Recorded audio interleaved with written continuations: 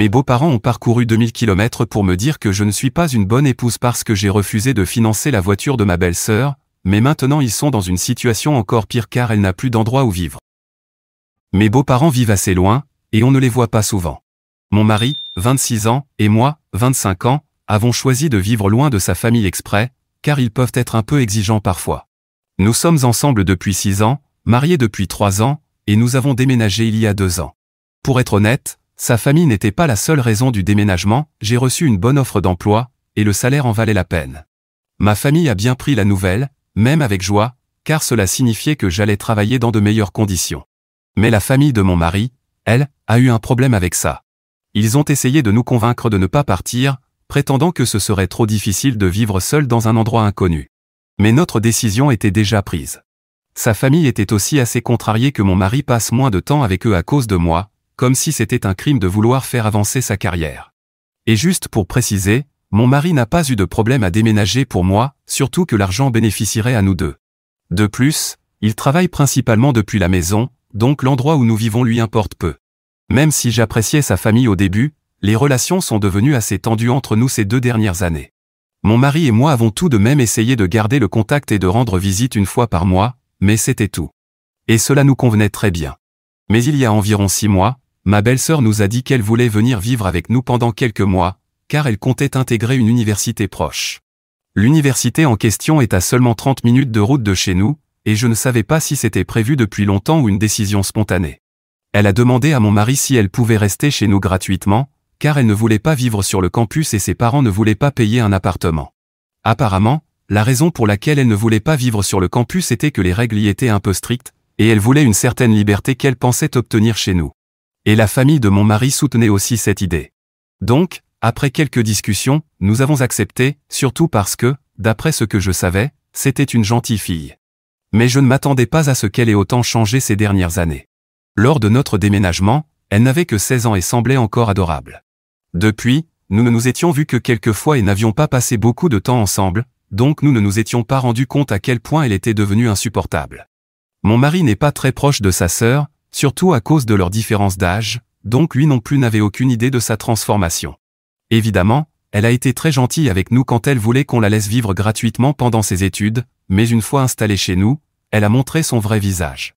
Depuis 6 mois, nous voyons qu'elle n'est plus du tout la gentille fille que nous connaissions. Elle se comporte comme une adolescente immature. Nous avions accepté de l'accueillir à une seule condition, qu'elle cherche un emploi afin de pouvoir se payer un logement plus tard. Elle avait promis de chercher du travail dans quelques mois et, une fois qu'elle aurait économisé suffisamment, elle emménagerait avec des amis. Ses parents étaient aussi d'accord avec ce plan. Donc j'ai supposé qu'elle cherchait un emploi, mais chaque fois que je lui demandais si elle avait fait des progrès, elle se montrait agacée et levait les yeux au ciel. C'était étrange, car ce n'est pas comme si elle nous rendait service. En plus, elle ne respectait ni notre temps ni notre énergie, elle rentrait souvent tard sans nous prévenir où elle était.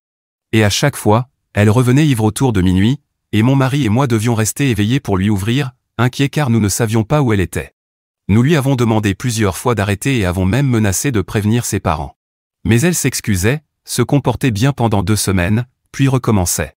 Et pour ne rien arranger, c'était aussi une vraie paresseuse qui laissait ses affaires traîner partout dans la maison, et c'était nous qui devions nettoyer derrière elle. Autant dire qu'elle avait complètement abusé de notre hospitalité en 6 mois, et nous n'attendions plus qu'une chose, qu'elle parte pour retrouver notre tranquillité. Mon mari adore sa famille, et il a toujours adoré sa petite sœur, mais honnêtement, tout le monde a ses limites.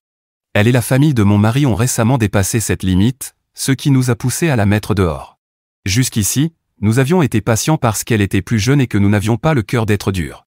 Mais il y a quelques jours, elle nous a parlé pendant le week-end et nous a dit qu'il lui était très difficile d'aller à l'université tous les matins car elle avait l'habitude de faire la grasse matinée.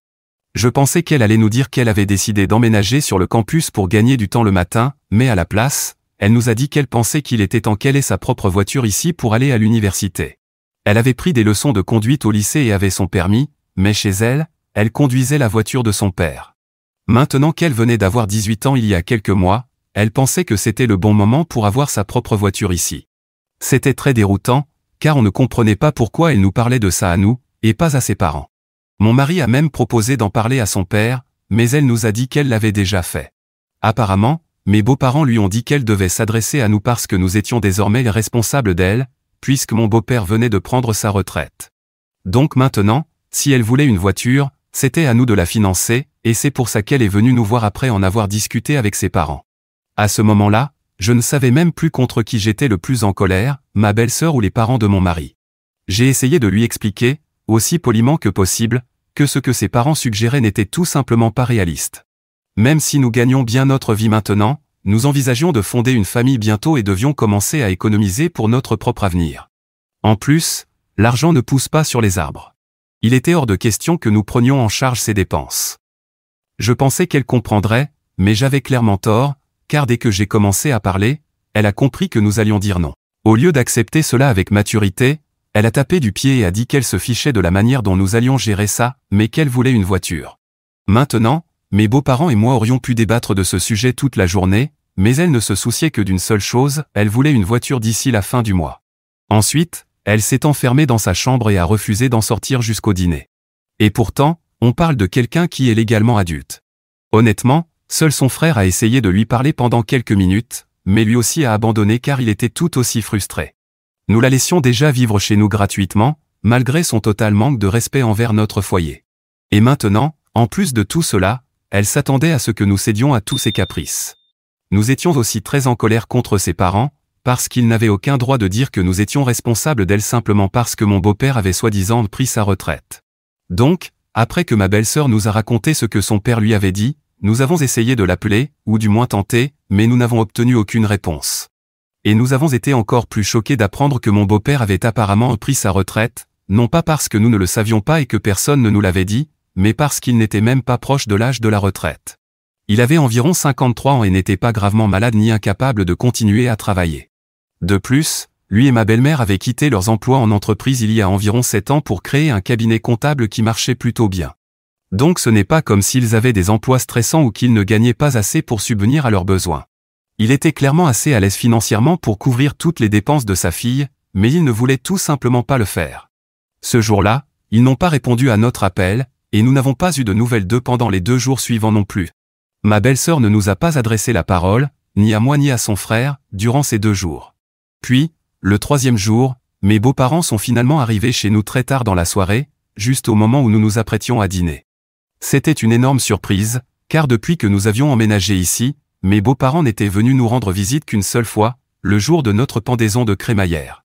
Après cela, ils n'avaient plus jamais fait l'effort de venir, trouvant toujours une excuse, le trajet était trop long pour leur âge, ou bien ils ne voulaient pas nous déranger, alors que nous leur avions clairement dit que cela ne nous poserait aucun problème. La vraie raison pour laquelle ils n'étaient jamais venus, c'est qu'ils voulaient nous faire comprendre qu'ils n'approuvaient pas le fait que mon mari et moi ayons choisi de vivre loin d'eux. Ils n'avaient pas besoin de le dire, je le savais. Je pense qu'ils n'ont jamais compris que ce n'était pas une décision que j'avais prise seule, mais que leur propre fils avait lui aussi besoin d'un peu d'espace. Mais bon, ce n'est pas le sujet. Ce qui importe, c'est qu'ils n'étaient pas venus nous voir une seule fois en 2 ans. Et là, juste parce que nous avions refusé de financer la voiture que voulait leur fille, ils avaient parcouru près de 2000 km pour venir nous en parler. Apparemment, dès que nous avions dit non, ma belle-sœur les avait immédiatement appelés pour tout leur raconter. Voilà pourquoi ils n'avaient pas répondu à nos appels ou messages. Ils étaient en contact avec ma belle-sœur pendant ces 2 jours, et comme elle leur avait dit que mon mari et moi refusions de lui parler ou même de reconnaître sa présence dans la maison après notre dispute, ils avaient décidé de venir ici pour mettre les choses au clair.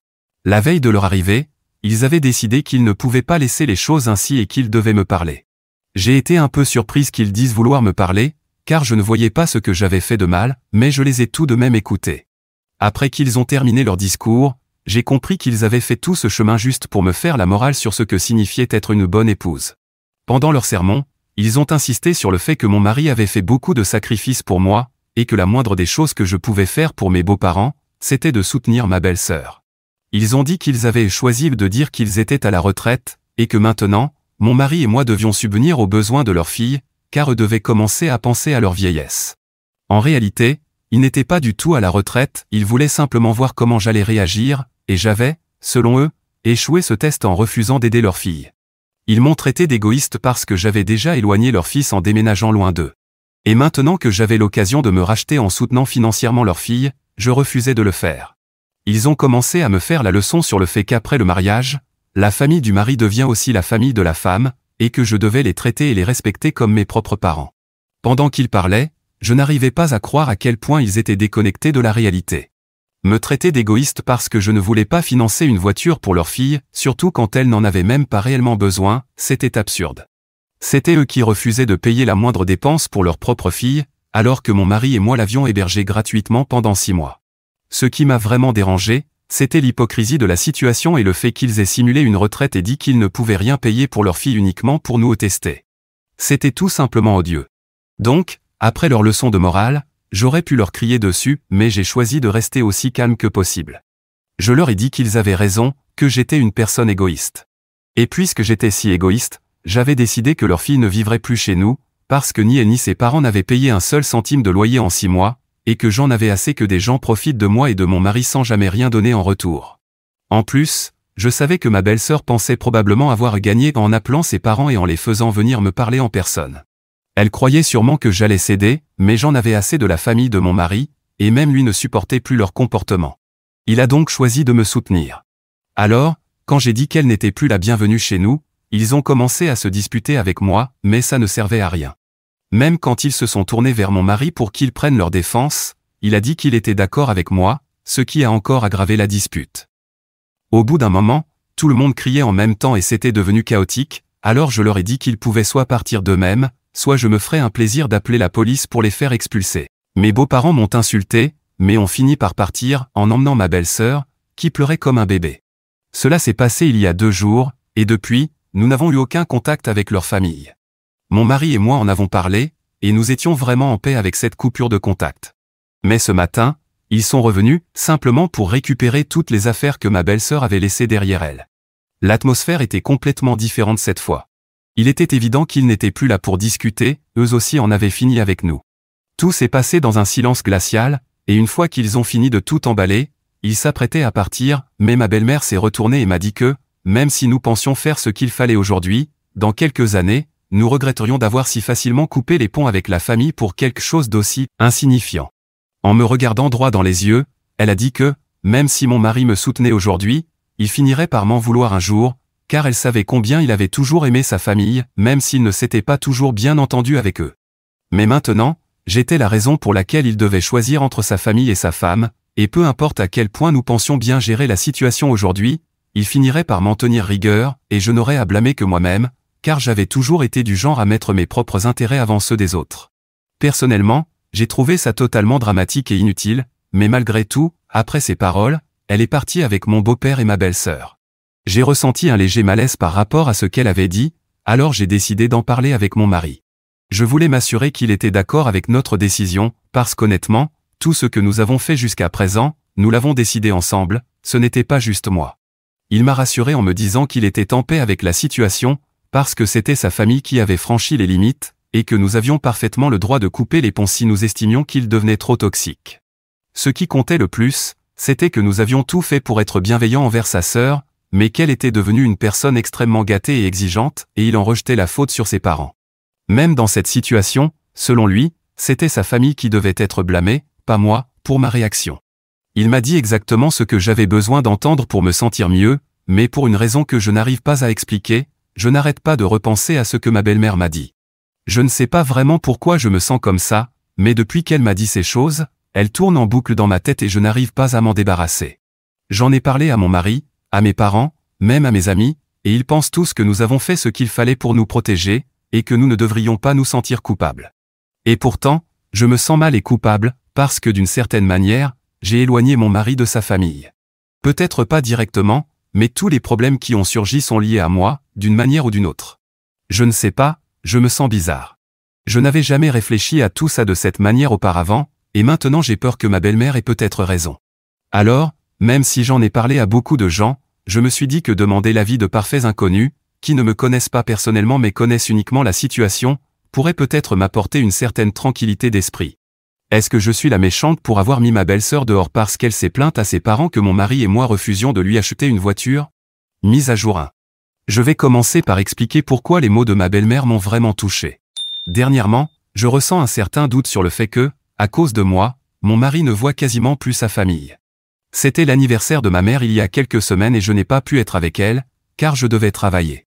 Je ne pouvais pas me permettre de rater ne serait-ce qu'une journée cette semaine-là. Depuis, mes parents me manquent énormément, surtout que je ne rate presque jamais les anniversaires ces dernières années, sauf celui-ci. Mon mari était là pour moi, et lui comme ma mère m'ont assuré que ce n'était pas grave. Mais pour moi, ça l'était. Et en y pensant, je me suis rendu compte que, à cause de moi, la famille de mon mari ne fait plus d'efforts pour rester en contact avec lui, et même sa sœur est devenue tellement capricieuse qu'elle ne semble plus se soucier de ses sentiments. Ses parents avaient raison sur le fait qu'ils ne s'entendaient pas particulièrement bien avec eux et qu'ils étaient souvent en désaccord. Mais j'ai toujours su qu'il restait très attaché à sa famille malgré tout.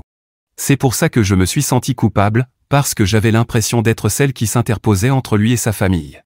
Après avoir écrit ce message, j'ai décidé de lui en reparler, parce que j'avais besoin d'extérioriser tout ça. Heureusement, il m'a rassuré en me disant que peu importe ce qui arriverait avec sa famille, il ne pensait pas que ce soit à cause de moi, et que tout tournait autour de l'ego démesuré de ses parents. Et si eux ne faisaient pas l'effort de mettre ça de côté, alors lui non plus ne voulait plus faire l'effort de leur parler. Pour lui, j'ai toujours été sa priorité, et il sait qu'il est la mienne aussi, ce qui est vrai. Donc, tant que nous sommes clairs là-dessus, il ne me reprochera jamais cette situation, car rien de ce qui s'est passé jusqu'à maintenant n'a été décidé sans lui, il en a toujours fait partie activement. Après lui avoir parlé franchement, je me suis senti beaucoup mieux. Évidemment, la plupart des personnes qui ont commenté mon post m'ont aussi dit que je ne devais pas me blâmer, et que ma belle-mère avait juste essayé de me manipuler psychologiquement, et qu'elle y était presque parvenue. Mais ma relation avec mon mari est beaucoup plus solide qu'elle ne le pense, et il en faudra bien plus que quelques mots pour nous séparer. Depuis mon dernier message, il y a quelques jours, nous n'avons plus eu de nouvelles de leur part. Mon mari pense que c'est très bien comme ça, car il est totalement de mon côté et il estime que ses parents sont responsables d'avoir pourri sa sœur. Mise à jour 2. Donc, il y a 2 semaines, ma belle-sœur est partie et nous avons complètement coupé les ponts avec mes beaux-parents. Depuis, aucun contact. Mais récemment, il y a environ 3 jours, mes parents m'ont dit que mes beaux-parents étaient de retour. La première chose qu'ils ont faite en revenant, c'est de contacter mes parents pour leur dire à quel point ils étaient déçus de mon comportement. Ils ont dit que ce n'était pas comme si nous nous connaissions depuis seulement 2 ou 3 ans, nos familles se connaissaient depuis 6 ans, et que c'était une longue période. Mes beaux-parents ont dit à mes parents qu'ils avaient toujours cru que je les traiterais avec le même amour et le même respect que je porte à mes propres parents, mais qu'ils s'étaient clairement trompés, puisque je ne semblais pas me soucier d'eux du tout. Ils étaient très déçus car, selon eux, ils m'avaient toujours considéré comme leur propre fille et m'avaient toujours traité ainsi. Ce n'est pas vrai, parce que même s'ils étaient très gentils avec moi au début, depuis que mon mari et moi avons déménagé, ils se sont montrés passifs-agressifs à chaque fois qu'on leur rendait visite. Et bien sûr, il y a aussi le fait qu'ils n'ont jamais fait l'effort de venir nous voir. Mes parents, eux, sont venus nous rendre visite plusieurs fois ces 2 dernières années, et ils font clairement l'effort de rester proches de nous, contrairement à mes beaux-parents. Au début, mon mari et moi faisions tout pour être présents pour eux, on allait les voir tous les mois, mais à chaque fois, ils se comportaient de façon étrange avec moi. C'était évident qu'ils n'acceptaient pas notre décision de déménager loin. Pourtant, on continuait à faire l'effort, parce qu'on se sentait coupable. Mais au bout d'un moment, on a été pris par notre vie, et là, ils ont commencé à nous culpabiliser de ne pas faire assez d'efforts pour rester en contact. Donc honnêtement, il n'y avait aucun moyen de bien faire avec eux, et je suis soulagé qu'ils ne fassent plus partie de ma vie.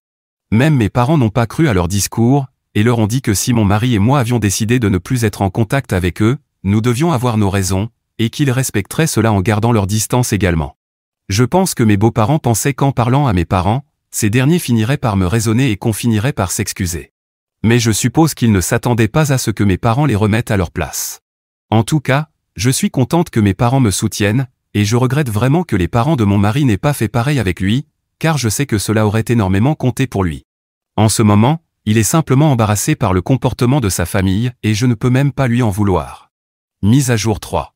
Cela fait quelques semaines que nous n'avons plus eu de nouvelles de mes beaux-parents, et franchement, on le vit plutôt bien. Je pense que ça fait presque 1 mois et demi en tout, mais je ne crois pas qu'ils aient vraiment digéré la situation, surtout ma belle-sœur, puisqu'elle m'a envoyé un message hier soir sur Instagram.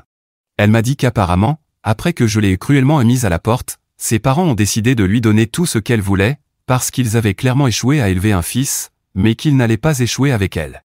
Donc maintenant, elle vit dans un appartement avec ses amis et a aussi la voiture qu'on avait refusé de lui acheter. Comme je l'ai dit, ce n'est pas que mes beaux-parents ne pouvaient pas se permettre de couvrir ses dépenses, ils ne voulaient tout simplement pas le faire, parce qu'ils voulaient soi-disant nous tester, entre guillemets. Mais pour moi, ce n'était pas un test. Je pense simplement qu'ils ne voulaient pas dépenser leur propre argent pour l'offrir à leur fille. Ils voulaient que ce soit nous qui le fassions, parce qu'ils voulaient clairement nous punir d'avoir déménagé loin d'eux. Et je crois qu'ils aimaient vraiment l'idée de nous tester, puis, une fois que nous aurions échoué, ce qui était inévitable parce qu'on n'est pas stupide, ils auraient l'occasion de nous faire culpabiliser. Honnêtement, je suis contente que mon mari et moi ayons échoué selon leurs critères, parce que cela prouve simplement que nous sommes des personnes raisonnables, pas des paillassons. J'ai fait lire le message à mon mari, et franchement, c'était juste décevant. Alors on a décidé de tous les bloquer. Jusqu'à présent, on ne l'avait pas fait, car ça nous semblait mesquin et inutile, mais à ce stade, ça n'a plus d'importance. Donc on les a bloqués et on va se concentrer sur notre propre vie. Je suis certaine que dans quelques mois, leur famille reviendra en rampant pour s'excuser, parce que mon mari et moi avons prévu de fonder une famille. Nous allons bientôt commencer à essayer d'avoir un bébé, dans quelques semaines, et une fois que le bébé sera là, j'ai l'intention de me rapprocher de ma propre famille. J'en ai déjà parlé à mes employeurs, et ils trouvent que c'est une bonne idée, car ils envisagent d'agrandir leur activité et pensent que je pourrais les aider. Rien n'est encore définitif, mais c'est le plan. J'ai hâte que tout cela se concrétise, parce que mon mari et moi en parlons depuis longtemps, et nous savons enfin que c'est le bon moment pour aller de l'avant et fonder notre propre famille. Nous sommes vraiment heureux de la situation actuelle, et nous savons qu'en quelques mois, nous le serons encore plus. Mise à jour 4. Cela fait maintenant 6 mois que nous n'avons plus eu de contact avec mes beaux-parents, et franchement, mon mari et moi profitons pleinement de la tranquillité que cette distance nous a apportée. Il y a 2 semaines, nous avons reçu une merveilleuse nouvelle, je suis enceinte.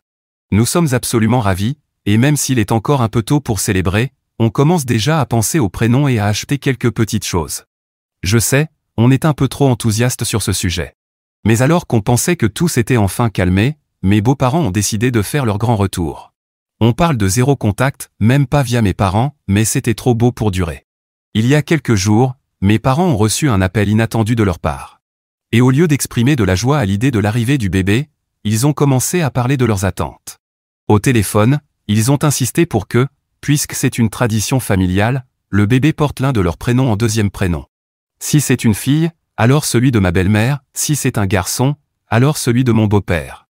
Honnêtement, ça ne m'étonnerait même pas s'ils attendaient l'inverse, ils sont assez délirants pour ça.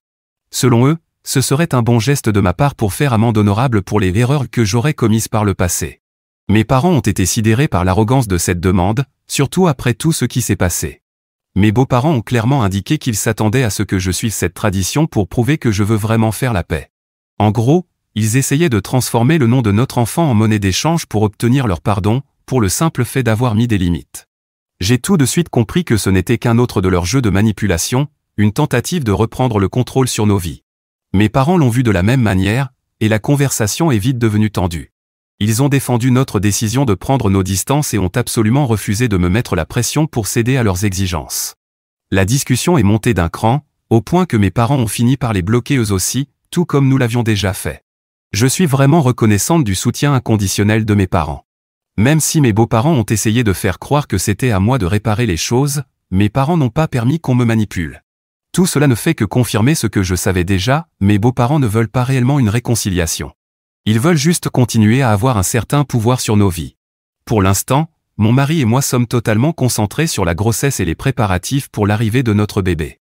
Nous savons que nous devons protéger la paix et le bonheur que nous avons construits, et nous ne laisserons personne, surtout pas eux, perturber cela. Mise à jour 5. Après des mois d'attente, notre petite est enfin arrivée, et nous n'avons jamais été aussi heureux.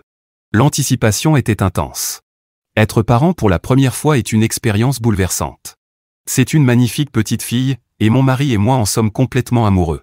Nous avons décidé de l'appeler Sydney, un prénom que nous aimons tous les deux depuis longtemps. Mais maintenant que tout cela est réel, je ne peux pas m'empêcher de rire en imaginant à quel point cela aurait été absurde si son deuxième prénom avait été Randall, comme mon beau-père. Vous imaginez? Sydney Randall? Ça n'a aucun sens, n'est-ce pas? Évidemment, nous n'y avons jamais sérieusement pensé, mais le fait que mes beaux-parents aient essayé de nous l'imposer me fait encore rire. En parlant d'eux, il semble qu'ils n'aient toujours pas digéré de ne pas avoir obtenu ce qu'ils voulaient. Il y a quelques jours, ils ont publié un long message dramatique sur Facebook, ce réseau social qui semble être un paradis pour les boomers avec trop de temps libre, dans lequel ils m'ont critiqué directement.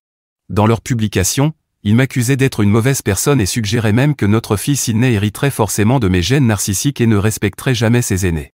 Au début, j'ai trouvé ridicule que 2 adultes pensent qu'ils pouvaient nous faire honte publiquement comme ça.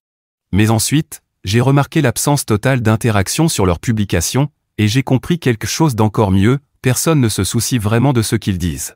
Les seules personnes qui ont interagi avec le poste étaient leurs amis du même acabit, ceux qui croient encore que les belles-filles et beaux-fils doivent se comporter comme des esclaves obéissants. Personne en dehors de cette petite bulle n'a commenté ou apporté le moindre soutien. La vérité, c'est que tout ça ne m'atteint plus. Mon mari et moi sommes trop occupés à profiter de chaque instant avec notre petite Sydney. Nous sommes entourés d'amour, et rien de ce qu'ils disent ou font ne changera cela. C'est évident qu'ils sont coincés dans leur propre petite bulle amère, tandis que nous vivons dans un tout autre monde, rempli de joie, de paix et de bonheur. Donc, même si mes beaux-parents continuent d'essayer de créer des drames ou de nous entraîner à nouveau dans leur chaos, ils n'ont tout simplement plus aucun pouvoir sur nous. Eddie, on a appris récemment que ma belle-sœur a été arrêtée il y a quelques mois pour conduite en état d'ivresse. J'aimerais dire que j'ai été surprise, mais honnêtement, pas du tout. Vraiment pas.